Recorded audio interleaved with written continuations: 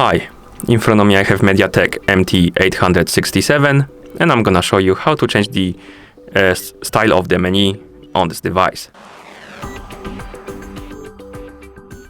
First, we need to wake up the screen on our watch.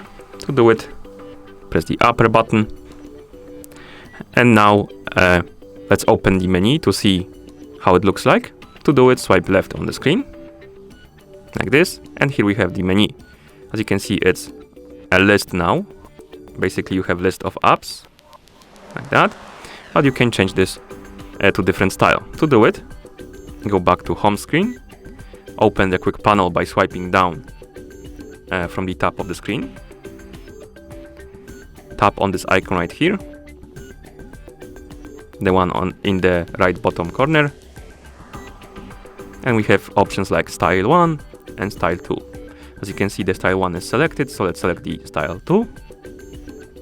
Then press the upper button to go back, and now let's open the menu. And as you can see, the menu changed to the rotary one. Basically, you have icons around the screen, like this.